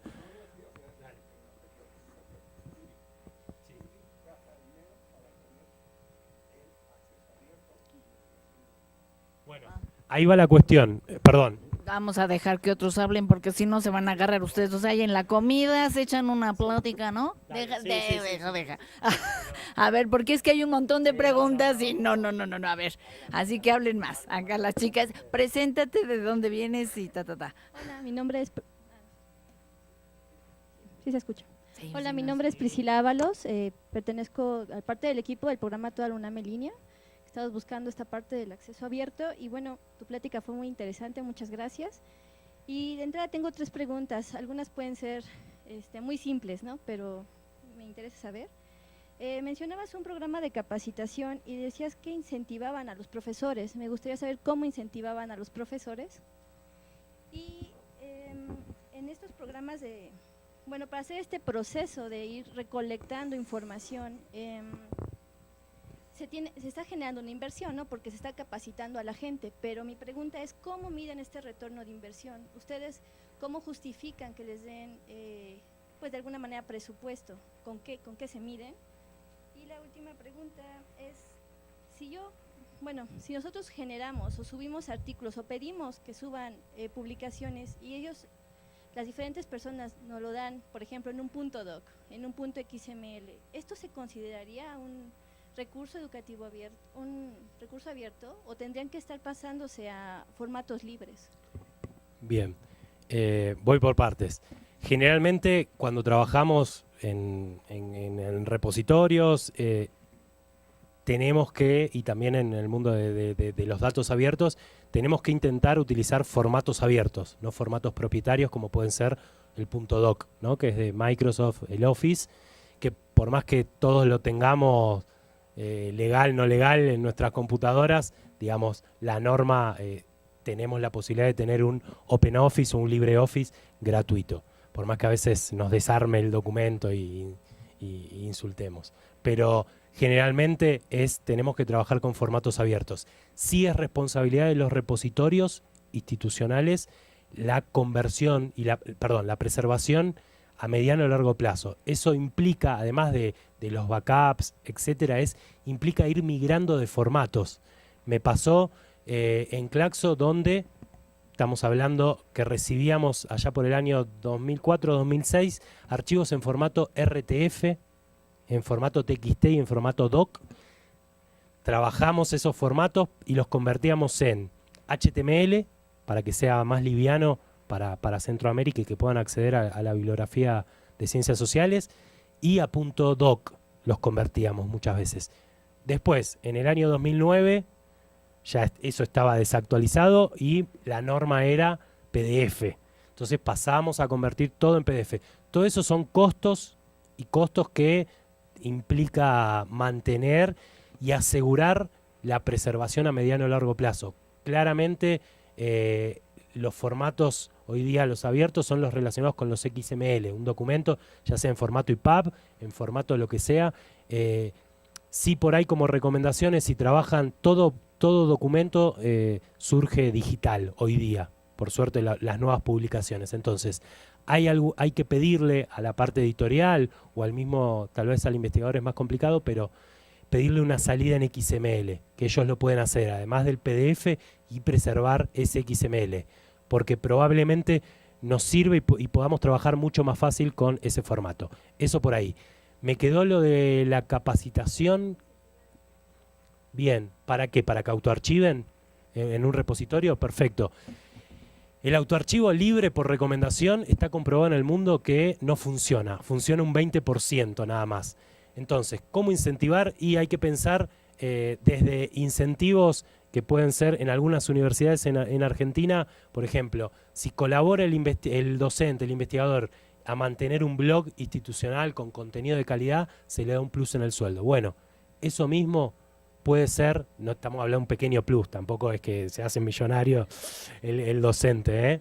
Entonces digo, eso puede ser una forma. Otra forma puede ser, además de hacerlo obligatorio, ¿sí? Hay un caso de la Universidad de Lija de Bélgica que fue el rector, lo hizo obligatorio y es el caso más exitoso del autoarchivo porque es obligatorio, entonces pudieron asegurar tener toda la producción. Después, por otro lado, lo que te diría también corto es, tenemos que por ahí, desde las instituciones, evaluar a nuestros docentes, a nuestros investigadores, a partir de la producción, no la que muestran en el currículum que dicen que tienen, sino de la que está autoarchivada en el repositorio. Entonces, de esa manera nos aseguramos que el investigador, el docente, se ocupe y se preocupe de que su documento esté en el repositorio institucional. Entonces, es una forma de extorsionar o no sé, o de presionar. Eso. Y después el retorno de esa inversión se ve con los indicadores estadísticos de impacto, de cuánto se lee, cuánto se usa, cuánto se descarga, cuánto se cita. Esos son como las medidas. Nos vamos, Ariel, a una de allá y luego contigo. Gracias. Fabiana Salerno, de Buenos Aires. ¿Qué normas se utilizan para describir los datos de investigación? Y luego, ¿quiénes se están ocupando de los repositorios de Open Data del CONICET? Creo que ya lo dijiste. Si son profesionales de la información y en qué formación y normas se basan. Bien. Hola Fabiana, también es una colega amiga de allá. Gracias por estar. Y, a ver, normas que se utilizan para describir. Hay también esquemas de metadatos, los mismos que utilizamos para las publicaciones periódicas. Hay algunos también mucho más específicos. Por ejemplo, Dublin Core, que es el más utilizado, el común, también te sirve porque es lo suficientemente amplio para describir set de datos. Obviamente hay muchos esquemas de metadatos. Te les recomiendo, Fabiana y el resto, que consulte la DSC, la Digital Curation Center del Reino Unido, que ahí tienen un directorio de repositorios. Ahora veo si lo puedo poner, de esquemas de metadatos que les puede llegar a servir. Y mientras te voy respondiendo lo otro.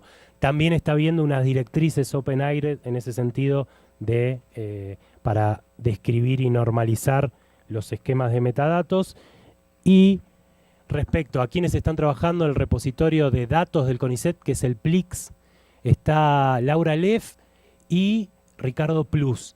Fíjense o fíjate, hay una charla que hicimos el año pasado en Aprender 3C, que la da Laura Leff y Ricardo Plus, y ellos ahí cuentan un poco el trabajo que vienen haciendo estos últimos 5 años con esos repositorios. ¿Qué formación? Y formación en esto, formación en este ciclo de vida del dato, desde cómo capturar los datos, cómo limpiarlos, cómo normalizarlos, cómo exponerlos, cómo generar visualizaciones. Hay un montón de competencias que tenemos que desarrollar. Gracias, a ver, Ariel. Bien, Ariel Rodríguez, de aquí del IBI, profesor también del posgrado. Y bueno, quisiera hacer primero un anuncio y una pregunta, muy breve el anuncio. Para el mes de mayo del 2016 se está organizando el Seminario de Investigación de Metadatos, el Congreso Iberoamericano de Metadatos, cordialmente invitados. Más adelante les haremos llegar la mayor información.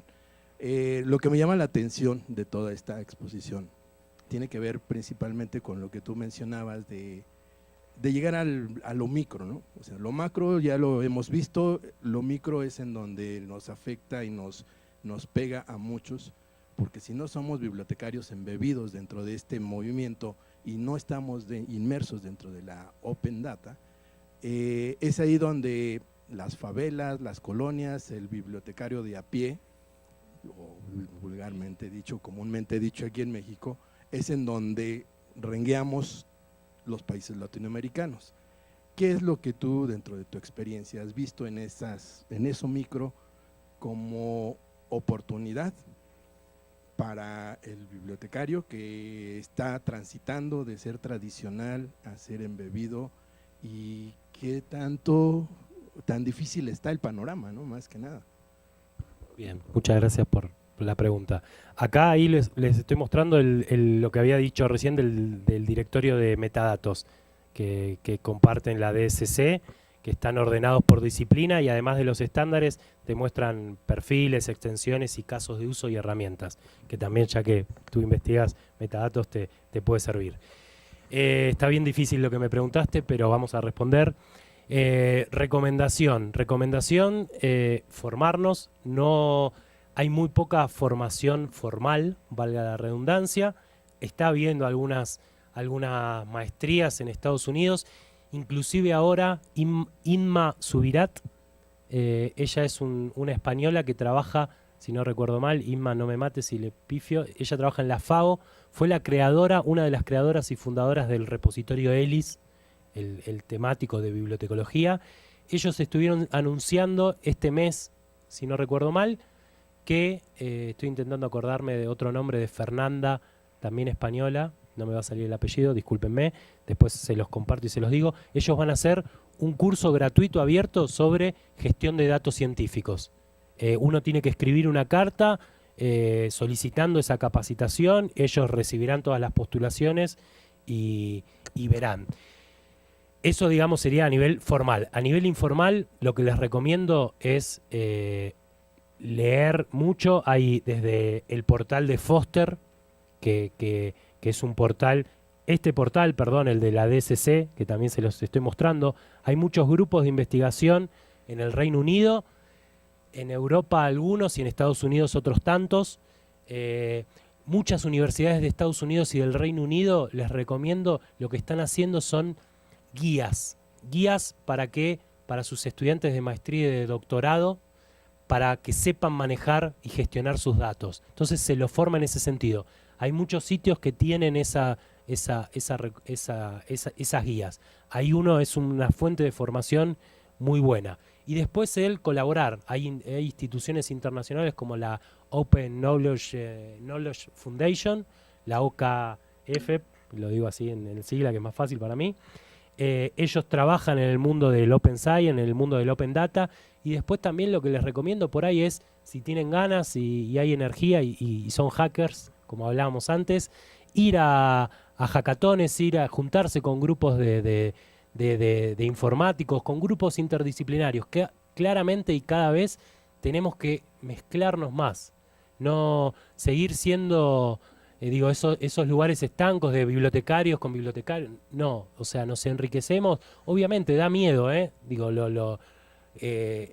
nos hace enfrentar un montón de inseguridades y de zonas grises que tenemos, pero también van a ver que somos valorados, porque digamos, en distintos grupos en los que colaboré, la parte de había que limpiar datos, y yo estaba esperando ese momento, digo, trabajamos de eso y hacemos eso, y para ellos era como una parte tediosa o no sabían cómo abordarla. Entonces, digo, ahí nosotros tenemos mucho conocimiento, mucha epistemología encima para aportar en ese sentido. Vamos a algo que me están preguntando a mí. Talía pregunta para la coordinadora, ¿qué opina del plagio en la ciencia abierta? Pues opino del plagio en cualquier ciencia que está terrible, que lo estamos viviendo y que debe ser sancionado, y sancionado fuertemente.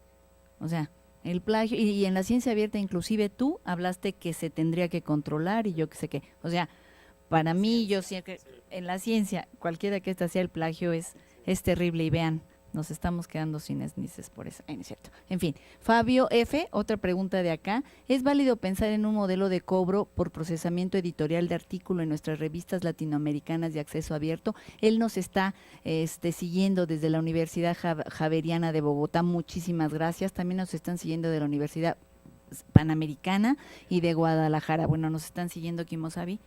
¿Te están siguiendo? Buenísimo, muchas gracias por estar ahí.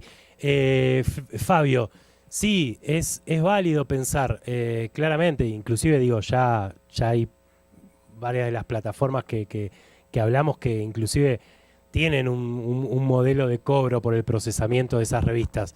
Claramente, a ver, algo muy importante, abierto, open, no significa gratuito. Digo, hay mucho trabajo y hay mucha inversión pública. El tema es que esta inversión pública es trabajo y plata y recursos humanos trabajando para abrirlo, no para privatizarlo a través de una editorial comercial, ¿sí? Y en este sentido siempre surgen muchos modelos. Digo, le pasó a la música, le pasa a cualquier aspecto cultural y del conocimiento que cuando hablamos de abierto empiezan a surgir modelos. Digo, en el mundo de las revistas tenemos, como mencioné rápido, las revistas puras donde no paga el autor ni paga el lector. Después tenemos las revistas donde el autor paga. Después tenemos las revistas con un modelo de embargo, revistas con un modelo híbrido. Hay un montón de modelos que van surgiendo porque obviamente, digo, y ahí le voy a responder antes que me quedó acá atravesado. Sí hay que estar atentos, digo, el mundo comercial, o sea, no caigamos otra vez en la trampa. Muchas de las editoriales comerciales, Elsevier, Gistor, Thomson Reuters, ahora, porque es políticamente correcto decir que son de acceso abierto, nos vienen con la bandera naranja.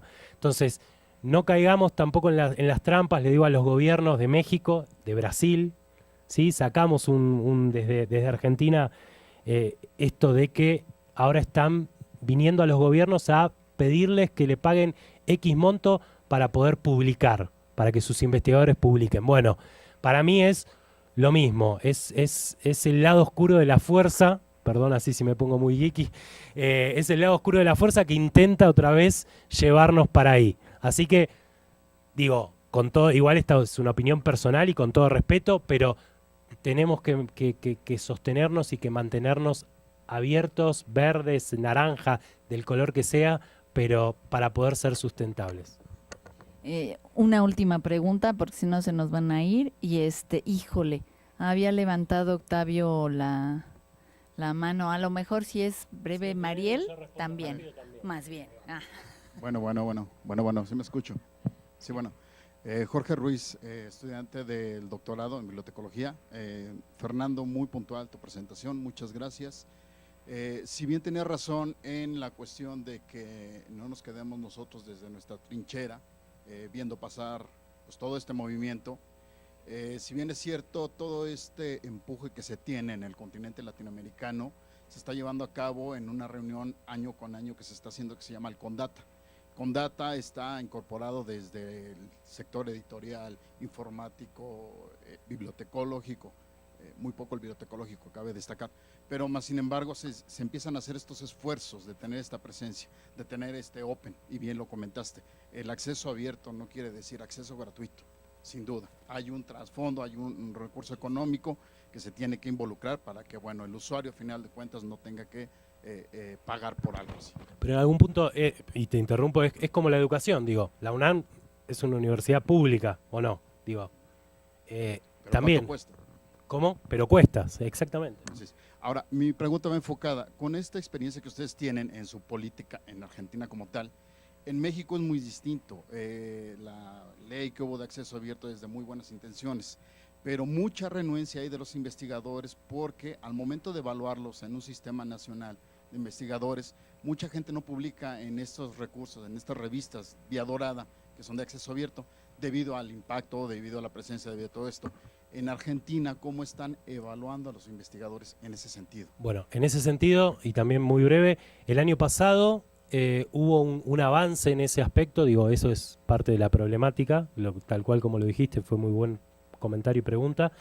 Desde el CAICIT CONICET, de donde te trabajo, hubo un trabajo muy importante para cambiar el puntaje que se le daba a donde publicaban los investigadores. Antiguamente, si uno publicaba en las revistas de factor impacto alto, que daba la UOS o que daba Scopus, te daban 2 puntos. Si publicabas en un portal como Redalic, como Cielo, te daban 1 punto, y si publicabas en otras revistas te daban 0 puntos, ¿no?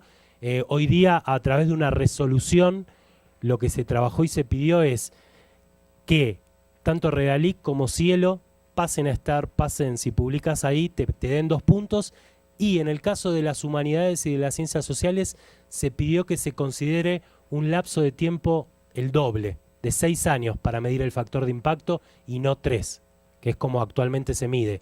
3 años para lo que es ciencias duras está muy bien, digo, la información tiene que ser, sabemos que es hiperactualizada. En el caso de las humanidades y las ciencias sociales, generalmente trabajamos muchas veces con información antigua y probablemente el impacto en 3 años no tengamos un impacto y tengamos un impacto en 6, en 9, en 10. Eso, por eso es importante avanzar y trabajar en ese sentido. Hay un grillo. Muchas gracias también desde la Facultad de Ingeniería de la Universidad Nacional de La Plata, Argentina, a Gracif, a Martín Tena Espinosa de la Universidad de Guadalajara y nada más. A ver, Mariel, perdona a los que están allá, pero me parece que algunas de las cosas que están preguntando ya las has tocado. Sí, ya las has tocado. No es maldad Martín Tena Espinosa ni Julián Ochoa. Allá te va, Julián, allá te va. A ver, la última pregunta, Mariel. Entonces, yo soy Marielle, estudiante de la Universidad de São Paulo, Brasil, y estaba haciendo una estancia aquí de 1 año. Y este tema del acceso abierto a la información me interesa muchísimo, principalmente porque en Brasil, desde 2011, ya tenemos nuestra ley de acceso a la información, ¿no? El proyecto... No es proyecto, ya fue sancionada. Ya. ¿Sí? Ya. Bueno, después me lo Entonces, compartes. cuando dijiste que era un proyecto, era un proyecto de ley. ya fue Es que fueron los aprobada. primeros en la región en tener un proyecto de ley, que era primero un fue diputado, aprobada. después perdió estado parlamentario, después el mismo diputado pasó a ser senador, la volvió a meter Sí. y Pero volvió a en perder estado 2011, parlamentario. yo creo que en julio de 2011. ¿Sí? No Bueno, estoy después segura compartime, del pero me mes, parece que pero no, sí. ¿eh? Pero dale, no importa, tú conoces mejor tu No, país. sí. Y, por ejemplo, el gobierno ya está se adaptando a esta ley. Cuando ingresas en las páginas web del gobierno brasileño, ya hay una aba, no sé si dice eso, diciendo de la ley de acceso a la información y de los datos que tú puedes encontrar allí. Sí. Entonces, y tenemos también nuestras revistas de acceso abierto, Sí. que son una buena parte, que incluso están en el periódico, portal de periódicos CAPES, Sí, ¿sí? completamente. Y una cosa que yo te iba a preguntar, ¿cuál sería la mejor estrategia de política pública para poner en curso este acceso libre? Porque, por ejemplo, en Brasil, la mayoría de nuestras investigaciones son financiadas por el poder público, Exacto. ¿no? Por CAPES, CNPq, FAPESP, etc. Y, por ejemplo, todas las áreas disciplinares, ellas deben tener el mismo tratamiento. ¿Cómo? ¿Cómo hacer eso? Porque, en realidad, eso no pasa, por lo menos en Brasil. Te entiendo. Bueno, es bastante amplio, pero bueno, voy a intentar recomendar, o sea, desde la experiencia. Acá está justo, hay un directorio de la UNESCO que desarrolló Dominique Babini para el lado de América Latina. Yo le colaboré en este caso, donde relevamos distintos proyectos que hay de acceso abierto, ya sea de financiadores como de proyectos hechos de cada país. Así que ahí justo está lo que hablamos. Fíjate que no está la ley, perdón, que yo vuelvo, pero está el proyecto. ¿Ves que no? Bueno, no importa, está bien, después lo charlamos.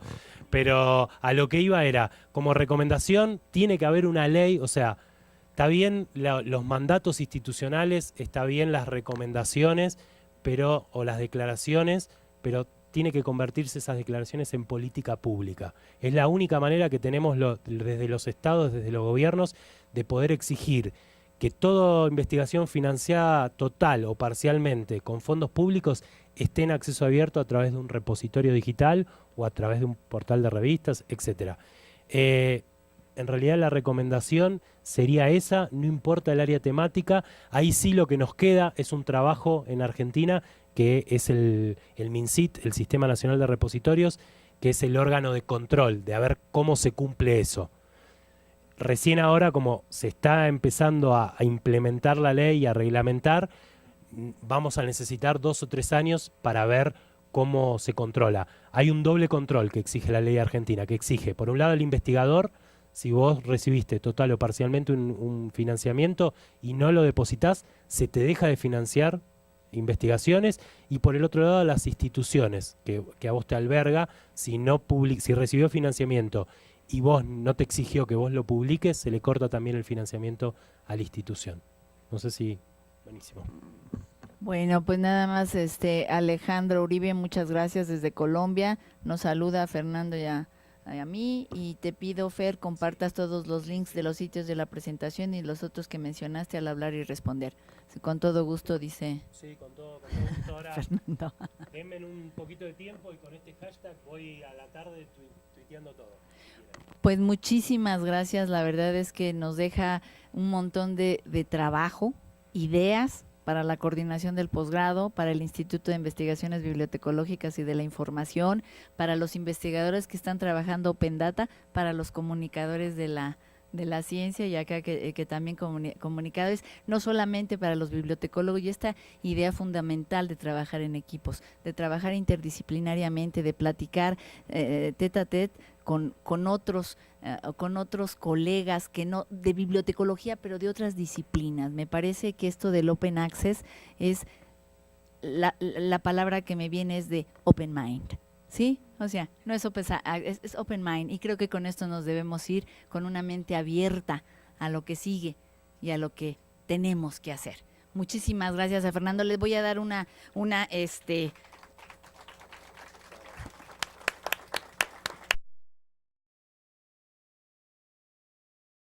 también a los datos científicos, con un periodo, en el caso de la comunicación científica, de 6 meses a 1 año, depende del periodo, y en el caso de los datos, que después profundizo, de 5 años. Después también estuve por el mundo del Open Data, de los hackatones, del mundo del gobierno abierto y de las ONG. No sé si escucharon hablar alguna vez la palabra hackathon. Sé que en México aquí también hay una movida importante. Hackathon, simplemente, igual después profundizo lo que es Open Data y demás, es la mezcla de la palabra hacker y maratón. Suele ser en un día, en 2 días, donde se juntan un montón de hackers, de especialistas en informática, de economistas, de gente de educación, de sociólogos, de politólogos, de bibliotecarios, donde nos juntamos a compartir y a intentar resolver algún problema que surja. Y en esos hackatones generalmente se trabajan con datos abiertos y se crean, por ejemplo, un producto. Por decir, un ejemplo muy, muy sintético, como para no ser tan abstracto con mi explicación. Imagínense que pasó esto realmente ahí en Buenos Aires. Agarraron todo el catálogo de las bibliotecas públicas del gobierno de la ciudad de Buenos Aires, y hubo 3 chicos que desarrollaron una aplicación para el celular, que lo que hacían es, con la aplicación para el celular se podía buscar por autor, por título o por tema, en la apps del celular y te lo cruzaba con los datos de geolocalización de las bibliotecas que podían llegar a tener ese libro y de donde vos estabas ubicado. Entonces, por ejemplo, buscábamos Pedro Páramo, de Juan Rulfo, y nos decía, de acuerdo a la ubicación donde estábamos, cuál era la biblioteca dentro del gobierno de la ciudad más cercana para ir a retirar ese libro. Eso surgió y se hizo en 2 días, en un fin de semana. Generalmente uno termina los hackatones con algún producto, ya sea en beta o un prototipado de algún producto, que suele ser muy interesante, sobre todo por la dinámica. Uno pasa muchas horas generalmente es fuera del horario laboral, por eso se hacen los fines de semana, y uno pasa desde las 9 de la mañana hasta las 9 de la noche, te van alimentando ahí, te van dando comida y cosas para que engorde. Ustedes dirán si voy a muchos hackatones, últimamente no, pero bueno.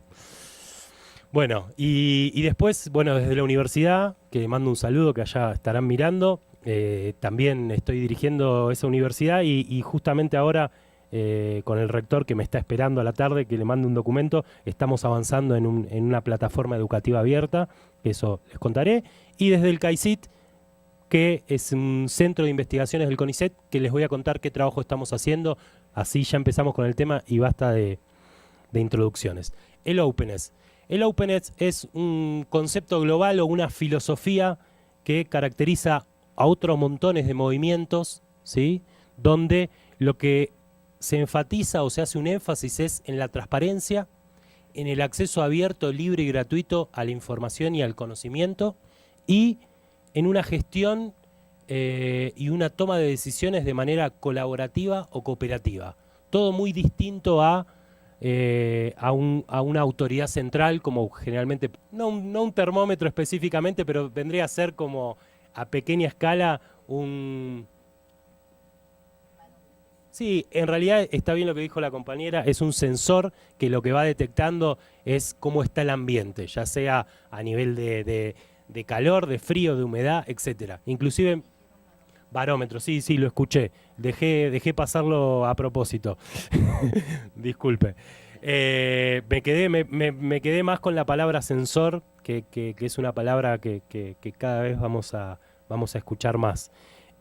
Por ejemplo, recuerdo ahora un caso, hay varios casos, inclusive en el tránsito se utiliza mucho estos sensores para que van algunos sobre la tierra y otros debajo del asfalto para ir teniendo un control del flujo de tránsito que hay y que las autoridades del tránsito puedan poder desviar el tránsito para otro lado. Bueno, acá eso se sufre bastante, allá también, por suerte todavía no a gran escala, pero estamos llegando.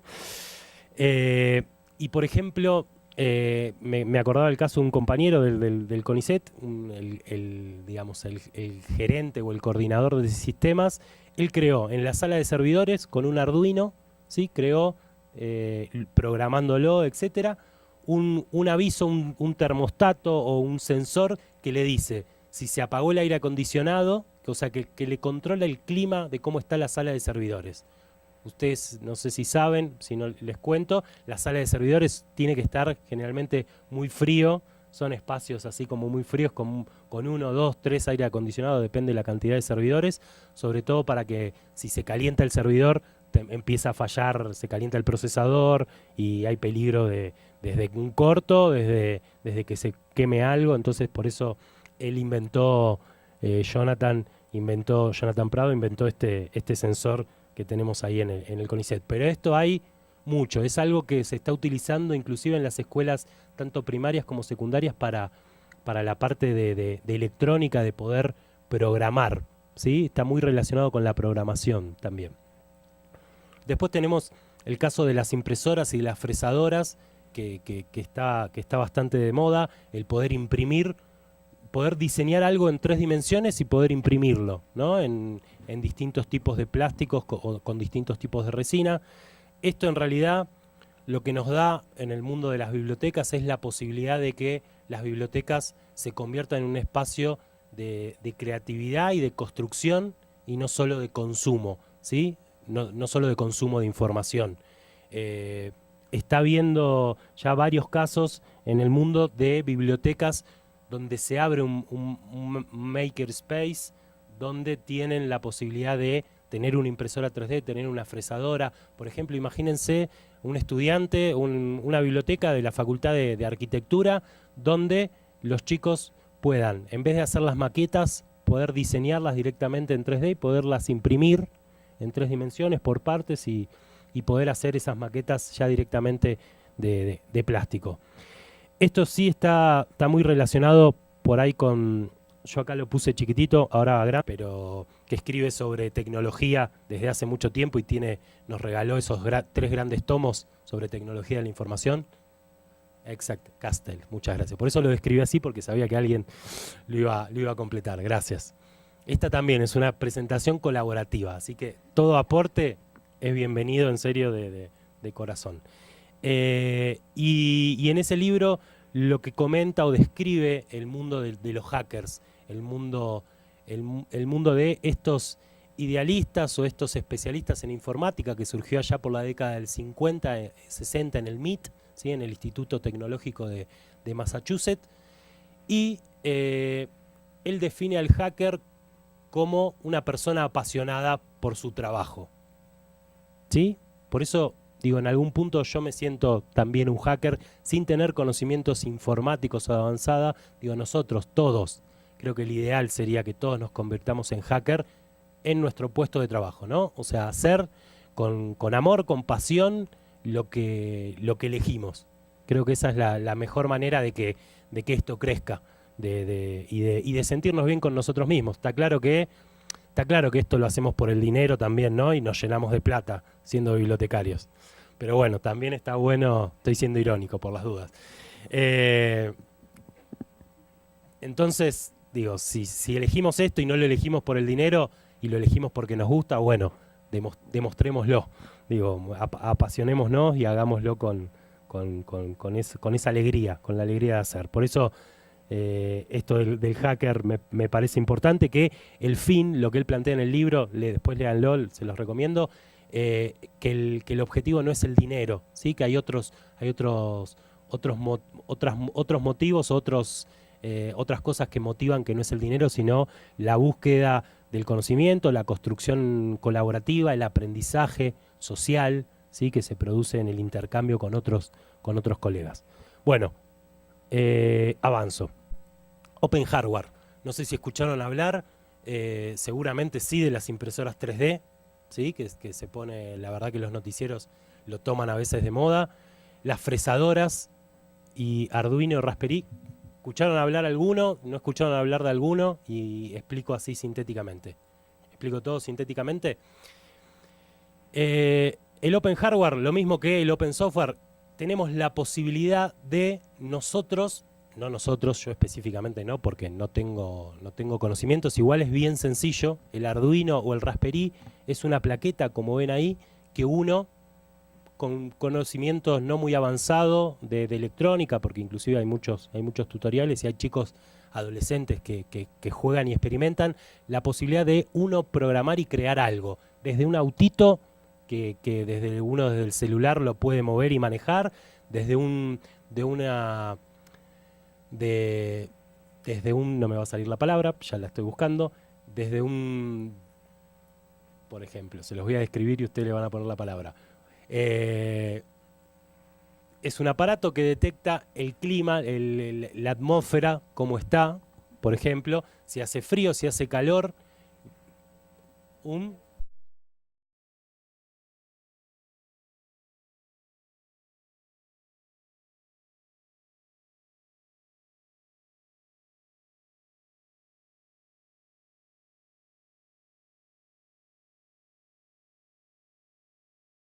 La intención en el día de la fecha, como dijimos, es empezar a hacer una introducción al mundo de la ciencia abierta o del Open Science. Generalmente venimos hablando, por lo menos yo vengo hablando, investigando desde el año 2008, ahora ya les cuento eso, en el mundo del Open Access, del acceso abierto. Inclusive nos conocimos con Patricia en la feria de Guadalajara, donde di un taller sobre repositorios digitales. Así que el movimiento Openness vendría a ser un movimiento con el cual me vengo cruzando hace varios años. Seguramente ustedes lo conocen y se vienen cruzando, pero por ahí no lo llaman de esa manera. Les cuento desde dónde vengo a hablar. Sé que lo voy a hacer también muy sintético porque ya Patricia leyó bastante del currículum.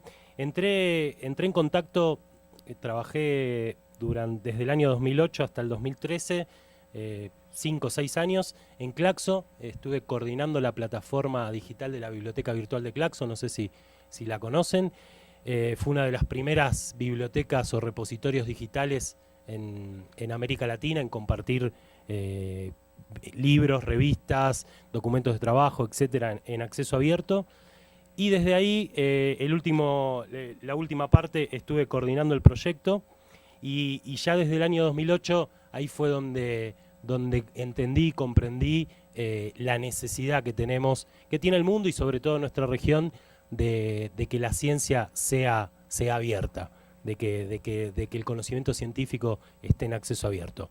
A partir de Claxo empecé a integrar el Sistema Nacional de Repositorios Digitales. El Sistema Nacional de Repositorios Digitales depende del Ministerio de Ciencia y Tecnología y nos reunieron allá por el año 2009 aproximadamente éramos 13 especialistas que veníamos trabajando con el mundo de los repositorios. Éramos los primeros 13 en Argentina que teníamos algún tipo de experiencia o que nos enfrentamos antes que el resto con ese problema, ¿no? Que creo que en parte de eso me gustaría transmitirles, que es la única forma de, por lo menos para mí, de ir aprendiendo cuando uno se tiene que enfrentar con el problema, está con la máquina, está con un problema a resolver, es la única forma de ir aprendiendo, así, con prueba y error. Obviamente sirve mucho el estudiar y todos los estudios y análisis teóricos que podamos hacer, pero para mí el hacer es muy importante. Desde ahí, desde el Sistema Nacional de Repositorios Digitales, uno de las cosas uno de los logros creo importantes que obtuvimos fue, escribimos el proyecto de ley, de la actual ley argentina de acceso abierto al conocimiento científico. No sé si conocían, en Argentina desde noviembre del año 2013 se aprobó por ley el acceso abierto. El acceso abierto a la comunicación científica y el acceso abierto puede ser alguna institución. Esta es la definición que brinda la Wikipedia. Acá es donde me gustaría irnos metiendo parte por parte en los movimientos que agrupa el Openness. Por ejemplo, el primero, que seguramente, por eso digo que ya lo conocían, por ahí no con este nombre, pero que es el movimiento de Open Source o de software libre, ¿sí? Este movimiento se basa en 4 libertades que las tienen ahí, ¿sí? La posibilidad de usar el programa para lo que se quiera sin ningún tipo de restricción, la posibilidad de analizar un programa, o sea, poder leer el código fuente de ese programa como para poder usar esos contenidos o esos desarrollos o esos códigos de programación de un programa y poder aplicarlos a otro, la posibilidad de compartir ese programa con quien queramos sin necesidad de pagar, y la tercera o la cuarta libertad, según como la queramos ver, que es lo que hace que sea un círculo virtuoso, la posibilidad de mejorar esa herramienta. Nosotros generalmente en el mundo de las bibliotecas trabajamos muchas veces con software libre, ¿sí? Desde software de gestión, que puede ser el COA o el PMB, desde software de repositorios digitales, que pueden ser desde DSpace, ePrint, Greenstone, hay varios más. Y la idea es, una institución o un grupo de investigación te abre, te comparte su software y vos lo podés adaptar y mejorar. Y digamos, el compromiso para que se produzca este círculo virtuoso es, si producís una mejora en el software, que la puedas compartir hacia el resto de la comunidad, se alimenta, ¿sí? Open source es, por ejemplo, el ejemplo tradicional es el sistema operativo Linux, ¿sí? No sé si escucharon seguramente hablar a esta altura. La mayor parte de los computadores o de las computadoras de escritorio tienen otro sistema operativo que es Windows, que es propietario, pero la mayor parte de los servidores que hay en el mundo usan Linux, alguna distribución de Linux. Y Linux se creó así, se creó con un montón de informáticos o de hackers. Ahora después les voy a comentar mi definición por ahí de hackers. Y empezaron a colaborar. ¿sí? Con el fin o no con un fin o con una meta económica, sino con el objetivo de hacer algo que sea útil, hacer algo interesante, importante. Ese fue con el objetivo. Y ya que está, lo digo ahora, porque voy repitiendo la palabra hacker. Hay un libro que se los recomiendo, que está en acceso abierto, si quieren después se lo comparto. Inclusive creo que está en ELIS. ¿Conocen ELIS, el repositorio en el repositorio abierto que se especializa en bibliotecología? Ahí en ELIS es un libro que se llama La ética hacker y, creo, la sociedad de la información. Ahora, vendría a ser una respuesta a el antiguo libro de la ética protestante. ¿Sí? Esto lo que Hitman lo que comenta en ese libro. Hay un prólogo de Linux, de Tolbar Linux, el creador del sistema operativo, o el fundador de la idea, y después también de este sociólogo español, que obviamente ahora se me fue el apellido,